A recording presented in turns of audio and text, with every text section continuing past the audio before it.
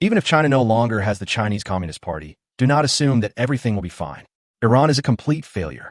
After the revolution, the people overthrew the emperor and established the so-called Republic of Iran at that time, and the whole country entered a disaster.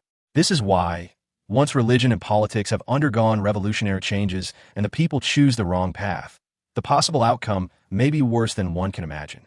If there's a change of government power without a good plan, the result can be very terrible.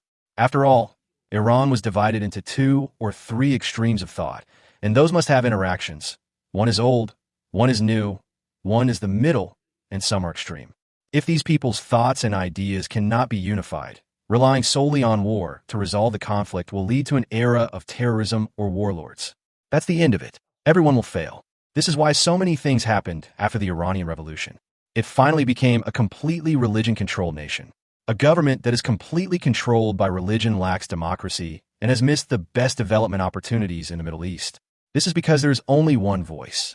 When Khomeini returned to Iran, he promised that you don't have to pay for oil. The land is yours, the house is free, the eggs are free, and the oil is free. What happened in the end? In the end, it was all a scam. This is why it is important for us to develop our G-News and G-Coin at this time. Everyone must remember the core issues. When a national regime changes, no matter what the circumstances are, we must protect the 3 essential issues. The first is the personal security and family safety of all elites. For example, there are now hundreds of thousands of children studying abroad, including hundreds of thousands in the United States and the United Kingdom. There are millions abroad. In fact, the number of children studying abroad may reach nearly 10 million. These children are the real pillars and future of China.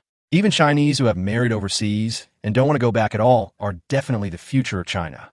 How to get hold of these elites who are wise and talented so that they feel safe and secure and are not affected by the domestic political turmoil or the threatening of the lives of their families at home. This will make them unable to study, work, or even survive in the Western world. This is the first important issue to protect. It is absolutely not allowing anyone, especially the CCP, to hide behind the people, particularly behind the overseas Chinese.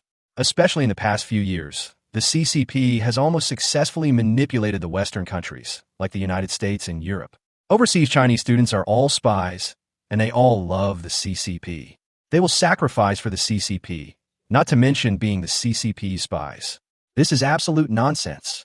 However, don't underestimate the CCP's overseas propaganda in recent years. It has made everyone, including overseas Chinese, believe that the CCP cannot fall. Otherwise, the overseas Chinese will fall with it. When we are abroad, as long as people are anti-communist, they are anti-China and anti-us. The logic that as long as they are anti-CCP, they are anti-China is completely false. Through the whistleblower movement, we have told everyone we know that people who are anti-CCP must love China, and those who love China must be anti-communist. Chinese people are not equal to the CCP, and the CCP is not equal to China. In the past 3 years, the whistleblower movement has played a key role in this.